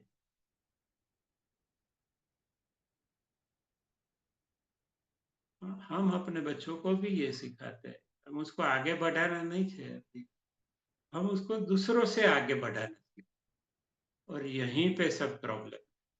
हाँ, सभी को आगे बढ़ने का है, लेकिन दूसरों से आगे कभी नहीं बढ़। हाँ, क्योंकि सबको अपने साथ रखना है। अगर वो चल नहीं सकते तो थोड़ा कंधे पे उठा लेंगे, वो विक्रम बेताल की तरह। हाँ, लेकिन लोगों से आगे नहीं निकलना किसी भी तरह। हाँ, क्योंकि अपने ही लोग हैं, और हाँ, अपनी ही आत्मा है, अपनी ही परमात्मा से निकली हुई सब चेतनाएं हैं। उससे आगे निकल कर तो हम अकेले हो जाएंगे, दुखी हो जाएंगे, बोर हो जाएंगे ना, अकेले हो जाएंगे। इसलिए भले झमेले में तो झमेले में रहेंगे। हमें स्पेशल नहीं हो। जैसे ही हम स्पेशल हो गए, हम स्पेशल नहीं रहे। जो स्पेशल आदमी है उसको पता है कि यहाँ पे सबको स्पेशल है। हर एक जीव, इवन निर्जीव भी स्पेशल। और फिर एक पत्थर को भी वो उससे लगा हो जाए। इसलिए भी हमारे देवी देवता पत्थर के हैं, क्योंकि हमारा अगर लगाव पत्थर से हो गया तो फिर जीवन से तो अपने आप हो जाएगा। ऑटोमेटिक कुछ करना नहीं पड़ेगा। हमारे शिवलिंग पत्थर के हैं। क्यों? क्योंकि अगर हम पत्थर को चेतना समझने लगे, पत्थर को हम चेतना महसूस करने लगे, जीवंत समझने लगे, उससे हमारा स्नेह, प्रेम, समर्पण इत्यादि सब लगाव हो गया। तो अगर पत्थर भी हमारे लिए जीवंत या ईश्वर हो गए, तो जो जीवंत है वो तो ऑटोमेटिक एकदम आसानी से या हो ही गया सब। जो बिल्कुल निर्जीव है वो हमारे लिए सजीव हो गया, परमात्मा हो। तो फिर अ, जो सजीव है वो तो ऑटोमेटिक हमारे लिए सजीव और परमात्मा। और जब हमारी ये जो दृष्टि ऐसी हो जाती है, असल में ऐसी ही दृष्टि है, लेकिन उस पे से कचरा आंसू के द्वारा निकल जाता है, तो ये दृष्टि हमें मिलती है। और जब ये दृष्टि हमारे में आती है तो हमारे आसपास के लोगों में भी आती है, उन लोगों के आसपास के लोगों में आती है, उन लोगों के आसपास में। यही तो जागृति है, यही तो ज्ञानोदय है, यही तो एनलाइटनमेंट। ये दृष्टि ट्रांसफर होती है। जैसे वायरस ट्रांसफर हुआ रातों रात विश्व, इससे भी ज्यादा शीघ्रता से दृष्टि, क्योंकि दृष्टि तो है ही। उसके ऊपर जो डस्ट लगी है युगों की, असत्य की, वो ये हमें जो 7 स्टेप है पतंजलि योग सूत्र के, या ऐसे स्वाई जो हमारी तालीमें है, उससे हमारी धूल निकल जाती है, तो दृष्टि तो है ही अंदर। जैसे आप कार चलाते हैं युगों से, और विंडशील्ड साफ नहीं किया तो टकराती रहती है, कई खड्डे में गिरती रहती है, हजार प्रॉब्लम। लेकिन कोई बारिश आ गई, गुरु की कृपा आ गई, या प्रेम मिल गया किसी से, तो हमारा शीशा है वो साफ हो गया जिंदगी का, और जिंदगी की कार में सब दिखने लगा। तो फिर हम कहीं गिरेंगे नहीं, किसी को नुकसान नहीं करेंगे, वो भी हमें नुकसान नहीं करेगा, क्योंकि उसका भी शीशा क्लीन होना जरूरी है। तो ये एक मूवमेंट है, ये कोई संस्था नहीं है। कोई भी संस्था असल में तो मूवमेंट होती है, चेतना होती है, जीवंत होती है कि मुझे मिला या हमें जो मिला वो सबको मिले। ये चेतना से एक संस्था का प्राण, उसका करोड़रज्जु बनता है। रीढ़ रीढ़ की हड्डी, रीढ़ की हड्डी। लेकिन फिर 10-20 साल में वो चेतना जग जाती है और बैंक अकाउंट है, जमीन है, संपत्ति है, ये जो लौकिक चीजें हैं, अधिकार है, आदतें हैं, ये सब चीजें अपना प्रभावी हो जाती है, जो प्रभावी नहीं थी जब चेतना जीवंत होती है। जैसे गांधी जी जीवंत थे तो था, गड़बड़ तो तभी था, लेकिन वो प्रभावी नहीं बन सकता। लेकिन जब चेतना नहीं रहती तो फिर पावर प्ले आ जाता है।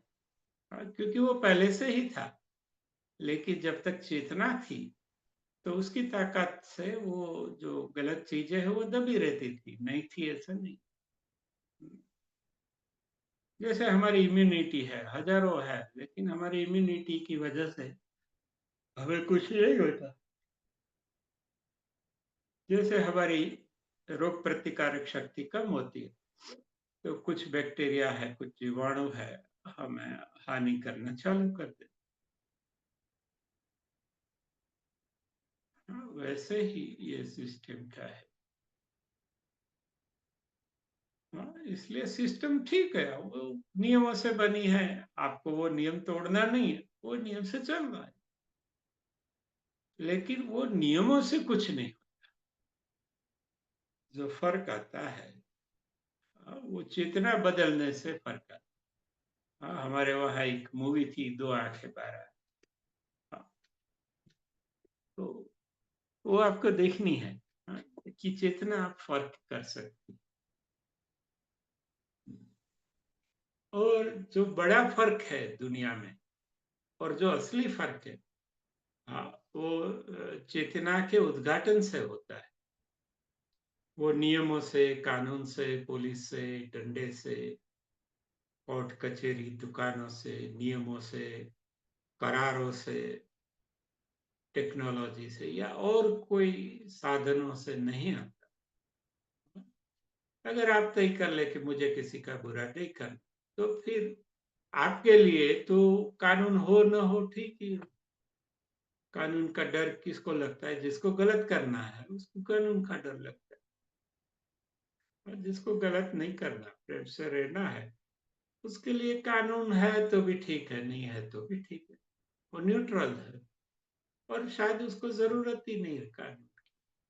हाँ, क्योंकि उसमें अभी वो इरादा ही नहीं बचा, वो नियत ही नहीं बची किसी का बुरा करने की। वो शक्ति ही नहीं बची, वैसी नियत ही नहीं बची कुछ अयोग्य करने की। वैसे आदमी को नियम की कोई आवश्यकता नहीं। और धीरे धीरे 10 लोग, 100 लोग, 10 लाख लोग, 10 करोड़ लोग, ऐसे ही ये जो वर्तुल सत्संग इसको कहते हैं, ये फैलता जाएगा। धीरे धीरे कानून कम होते जाएंगे और एक बार सब ईश्वरीय हो जाएगा। तो कानून की कोई जरूरत नहीं रहेगी, ना पुलिस की, ना आर्मी की, नहीं ये सब युद्ध की, नहीं कोई तकरार की, नहीं कोई, फिर कुछ नहीं रहेगा। अदालतें नहीं रहेगी, पुलिस नहीं रहेगी, षड्यंत्र नहीं रहेगी, स्ट्रेस नहीं रहेगा तो हॉस्पिटल नहीं रहेगी, रोग नहीं रहेंगे, शायद मृत्यु भी नहीं रहेगी। पता नहीं, पॉसिबल हो सकता है। लेकिन तना से होगा, ये पदार्थ से नहीं। जो भौतिक या लौकिक चीजें हैं उससे ये नहीं होने वाला। ये अलौकिक या अभौतिक जो चेतना है, करेक्ट, उसके उद्घाटन से होगा। चेतना तो है ही, लेकिन अभी वो आवृत है, दबी हुई। विविध जो चीजें हैं उससे। तो ये जो पंचकोश शुद्धि है वो वही है। आज हम चेतना को डालते नहीं है, चेतना है ही, लेकिन चेतना पे जो धूल जमी है युगों की, अ, वो पतंजलि योग सूत्र के जो स्टेप्स है, अ, उससे हम दूर होती है।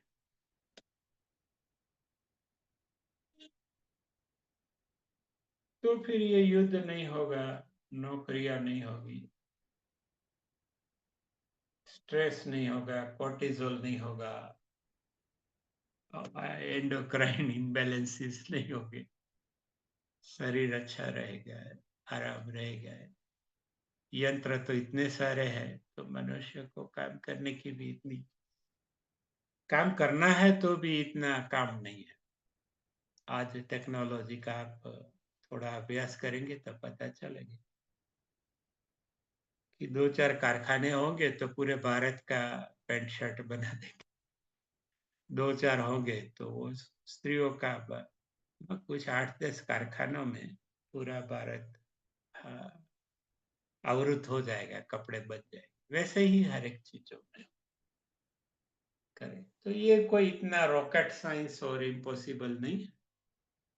करेक्ट, ओनली थिंग कि हमारा जो चेतना, हमारी जो दृष्टि है, उस पे जो मेल जम गया है युगों का, वो हमें ध्यान के द्वारा, मेडिटेशन के द्वारा उसको दूर करना है। तो मेडिटेशन कैसे करें? करेक्ट, तो ये हम, हमारी जो विविध तालीम है, जो पहली तालीम है वर्सेस वाई, उसमें सिखाते हैं। उसमें इसलिए सिखाते हैं ताकि आप भी सिखा सको, आगे जाके आप भी शिक्षक बनो, आप भी और शिक्षकों को तैयार करो। ऐसे पूरे विश्व में अगर ये चेतना का उद्घाटन हो जाए, एक दृष्टि तो है ही, लेकिन वो निर्मल हो जाए, साफ हो जाए। हाँ, जैसे बारिश हुई अब, तो सभी पेड़ के पत्ते चमक रहे। थोड़ा जल्दी हो गया, लेकिन अभी पेड़ के सभी पेड़ के पत्ते, क्योंकि उस पे धूल जमी थी, वो हो गई। तो पेड़ के पत्तों को किसी ने चमकाया नहीं है, बारिश गिरी तो धूल मिट्टी निकल गई, तो पेड़ के पत्ते। वैसे ही हमारे चेतना, दृष्टि और जागृति है, उसके ऊपर बस थोड़ा सा ये युगों का मैल, डस्ट लगा है। थोड़ा बारिश होगी प्रभु की, ईश्वर की, प्रेम की, मित्रों की, मैत्री की, शुभेच्छा की, आशीर्वाद की। हाँ, तो पूरी ह्यूमन रेस है, मनुष्य जाति है, वो उसको साफ दिखने लगेगा। और साफ दिखने लगेगा तो ऑब्वियसली जो दुख है जो एक दूसरे के कारण होते हैं या ऐसा लगता है, वो सब नहीं रहे। तो दुख नहीं है, नहीं रहेगा तो सुख भी नहीं रहेगा। तो क्या रहेगा? तो सिर्फ आनंद रहेगा। हाँ, जिसकी कोई वजह नहीं है। हाँ, जैसे हम बचपन में थे, हाँ, मासूम थे। हाँ, तभी कोई कानून का पता नहीं था, नियम का भी इतना पता नहीं। मैं तो चड्डी के बटन भी बराबर एक ही लगाता था, बाकी के खुले रहते, क्योंकि पता ही नहीं था कि ये सब लगाने होते। तो सब लोग हंसते। तो ये एक, आप समझो, ये एक वायरल चीज है। अगर आप इसमें इसको रोके नहीं, ये ये जो डिफ्यूजन है, टेक्नोलॉजी में, इंजीनियरिंग में हम इसको डिफ्यूजन कहते हैं, आगे आगे आगे सबको देना, फैलना। तो ये डिफ्यूजन में आपका अहंकार कहीं बीच में आएगा। हाँ, तो ही वो रुकेगा, नहीं तो वो ऑटोमेटिक चीज है ये। अपने आप वो मल्टीप्लाई होती रहेगी, जियोमेट्रिक प्रोग्रेशन। जो लोग गणित जानते हैं उसको पता है कि जियोमेट्रिक प्रोग्रेशन में पूरी दुनिया है, उसको कवर करने में 2-4 दिन ही लगी। इतना फास्ट होता है जियोमेट्रिक प्रोग्रेशन। तो ठीक है, ये ऐसे तो आप एक स्वप्न कह लो या एक संकल्प कह लो, या आप इसको एक उटोपिया भी कह लो। करेक्ट। हर एक जो महान चीज है वो पहले तो वो उटोपिया ही होती है, लोग हंसते हैं, ऐसा थोड़ी होता है। चलो एज एन उटोपिया आप उसको ट्राई करो, ठीक है। तो उटोपिया को आप समझते जाओगे तो आपको पता चलेगा कि ये बिल्कुल उटोपिया नहीं। ये उटोपिया को छोड़ के बाकी सब उटोपिया है। तो तब आप एक लौकिक, जो आपका आधा, आप लौकिक में रहते हैं, भौतिक में रहते हैं, सब बातें कबूल है, लेकिन हमारा जो आधार है वो लौकिक नहीं है। हमारा जो वजूद है, हाँ, वो अलौकिक है और अभौतिक है। इसलिए भारतीय जो सनातन ये इत्यादि जो विचारधारा है, वो आत्मा को आधार मानती है। वो बोलती है देह तो बदलते रहते हैं, अगले साल कौवा बना, फिर कुत्ता बना, फिर मोर बना। करेक्ट। लेकिन आत्मा है वो ही रहती है जब तक वो परमात्मा में मिल नहीं जाती। तो ये भारतीय चिंतन है, वो आत्मा को आधार मानती है।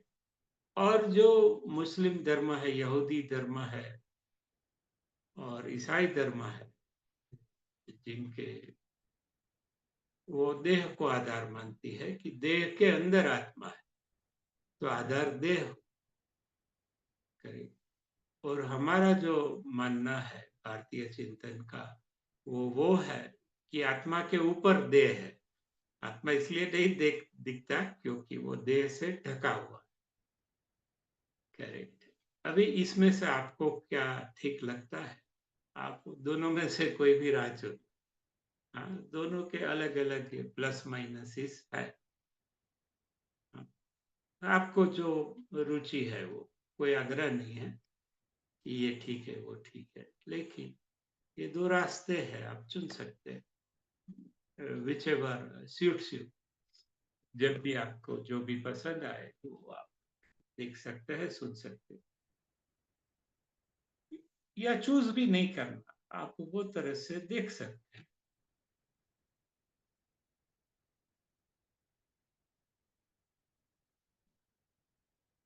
इसलिए हमें हमेशा सिस्टम को फॉलो नहीं करना, सिस्टम से हमें मिलजुल के उसके साथ हारमोनी में रहना। हमें सिस्टम में कोई प्रॉब्लम खड़े नहीं करना।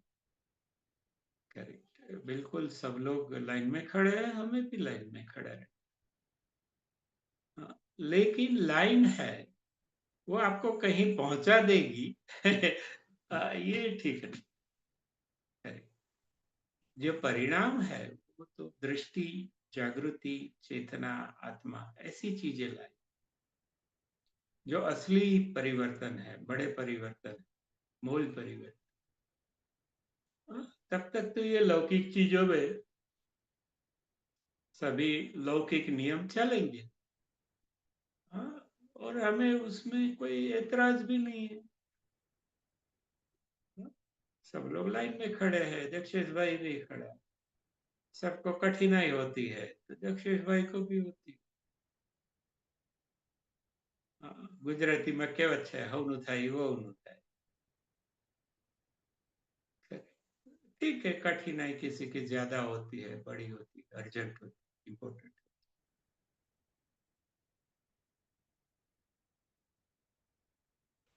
लेकिन ये सब फ्लक्स है, सिचुएशन का एक प्रवाह है, और उसमें अलग अलग सिचुएशंस हर रोज बनती बिगड़ती रहती है। आप टीवी देखो, ये देखो, सब पता चलेगा। हाँ, कल यहाँ कुछ होता है, परसों वहाँ कुछ होता है, और आप डिस्टर्ब होते जाते हैं।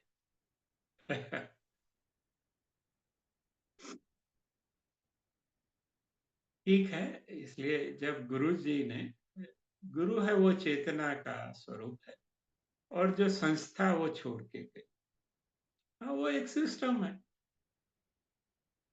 ये वो भौतिक चीज है, उसमें नियम है, कानून है, ऑफिस है, दफ्तर है, सिग्नेचर्स है, बैंक अकाउंट्स है, संपत्तियां है, झगड़े है, कोर्ट केसेस है, ऑडिट्स है, जो एक सिस्टम में होता है। लेकिन वो कृष्ण का सैन्य है। हाँ, वो सब माया है।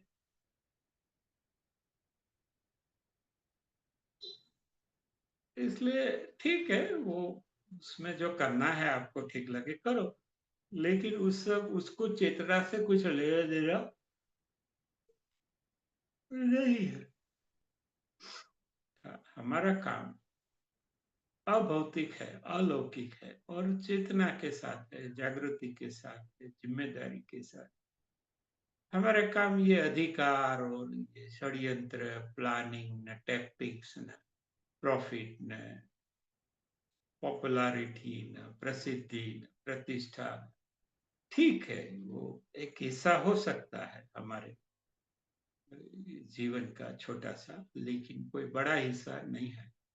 उसको चलने दो, जो जैसा चलता है चलने दो, क्योंकि वो हमारा फोकस नहीं है। हमारा मूल फोकस है, हाँ, चेतना है, जागृति है, जिम्मेदारी है, प्रेम है, मैत्री है, शुभेच्छा है, आशीर्वाद, पूजा है, प्रार्थना है, साधना है, आराधना है, जप है, तप, ध्यान है, खेलकूद है, आनंद है। ये सब है। हमें कुछ कोर्ट कचहरी दुकान से लगभग कुछ हमें लेना देना, वो तो चलता रहा है, चलता है अभी भी, और चलता है। हम न्यूट्रल है, ना इसके खिलाफ है और ना इसका हम वो अनुमोदन करते हैं, और ना उसका खंडन करते हैं। वो है। सब लोग मुंबई की लोकल ट्रेन में खड़े हैं, हम भी खड़े हैं, तो सब इट डजंट मैटर। ठीक, हम स्पेशल नहीं है। करेक्ट। और यही स्वतंत्रता है। गुरुजी हमेशा कहते हैं कि आप कुछ कपड़े पहन लेंगे, कुछ कलर, तो फिर आप झाड़ू नहीं लगा पाएंगे। हाँ, या बहुत सारी चीजें नहीं करेंगे क्योंकि आपके कपड़े का कलर ऐसा है, आपने कोई माला ऐसी पहनी है, या आपने कोई तिलक ऐसा लगाया है, आपकी वेशभूषा ऐसी है। करेक्ट। तो you are losing your freedom. अगर आप एक कॉमन मैन है, तो कॉमन मैन जो भी करता है आप कर सकते हैं। और कॉमन मैन क्या नहीं करता है? कॉमन मैन सब कुछ करता है, बीड़ी भी पी लेता है, क्रिकेट भी खेल लेता है, फुटबॉल में भी लात लगा के आता है, घूमने भी जाता है, झगड़ा भी करता है थोड़ा थोड़ा, हैरान भी होता है, परेशान भी होता है। हाँ, एक सीरियल आई थी, वागले की दुनिया। हाँ, तो जो वागले बनना, एक कॉमन मैन बनना, जैसे आर के लक्ष्मण में वो दिखाता है कार्टून में कॉमन मैन, तो वो मुक्त आदमी है। ना वो किसी के खिलाफ है, ना वो किसी का अनुमोदन करता है। वो सिर्फ दृष्टा है, और देखता है और हंसता रहता है कि देखो ये मंत्री जी क्या कह रहे, ऑफिसर क्या कह रहे, ये पत्नी क्या कह रही है, बच्चे क्या कह रहे, हालात क्या है। आर के लक्ष्मण देखो, या वो वागले की दुनिया देखो, वो पुरानी यूट्यूब पे उपलब्ध है। मैं कभी कभी देखता हूँ। The more common you are, आप कॉमन मैन बनेंगे, तो हज़ारों कठिनाइयाँ आएगी, लेकिन लाखों कठिनाइयों से बच भी जाए, क्योंकि आप स्पेशल नहीं है। कॉमन मैन भी गलतियाँ करते हैं। छोटे-मोटे पाप करता है, छोटे-मोटे गुनाह भी कर लेता है, बड़ा नहीं करता। छोटे-मोटी उसमें भी कमियाँ होती है, आदतें होती है, वो सब रखने का है। क्योंकि वो लौकिक चीज़ें हैं। उससे फाइट करने में जाओगे तो ऐसी हज़ारों ज़िंदगी चले। जो कुछ हमें देखना है, वो हमारे भीतर देखना है। बाहर का तो ठीक है, लौकिक चीज़ें हैं, एक समाधान है, तो वो समाधान में रहना है स्मूथली, आसानी से। तो जो गुरुजी ने जैसे कहा, वो फाइनल है। हाँ, गुरुजी ने सिस्टम पार्ट है, वो अलग को दे दिया। और जो स्पिरिचुअल पार्ट है, वो अलग को दे दिया। और क्योंकि ये स्पिरिचुअल जर्नी है, तो सिस्टम का पार्ट तो वो मुनिम जैसे लोग होंगे, जिसमें थोड़ा कम या सिस्टम में जिसको रुचि होगी, उनको दे दिया। और जिसको सिस्टम में रुचि नहीं थी, वही स्पिरिचुअल है। हाँ, क्योंकि सिस्टम में जिसको भी रुचि है, सिस्टम तो खा ही जाएगी उसको, या खा ही गई है अब तक थोड़ा। वो 2-4 दिन में ही सिस्टम खा जाती। उसके पास ऐसे सब षड्यंत्र है, और इनफाइनाइट पावर है सिस्टम के पास, जैसे स्पिरिट के पास है, लेकिन लौकिक पावर सिस्टम के पास। तो सिस्टम में जिसको रुचि होगी, सिस्टम उसको छोड़ेगी ही नहीं, और उसको खींच लेगी। और खींच लिया, हम देखते हैं आसपास। लेकिन जिसका आत्मा में रुचि है, उसको सिस्टम से दूर रहने का है। ये भौतिक चीजें हैं, लौकिक चीजें हैं, बदलती रहती है, बदल ले दो। खाना पीना मिल जाए ढंग का, पथारी मिल जाए सोने की, चाय पानी नाश्ता मिल जाए, थोड़े गप्पे लगाने ऐसे मिल जाए यूट्यूब पे, और क्या चाहिए। That's it. तो यही सिंप्लीफिकेशन है। कभी हम बोनो की किताब देखेंगे, सिंप्लिसिटी, एडवर्ड दी बोनो की, लेकिन वो कभी और।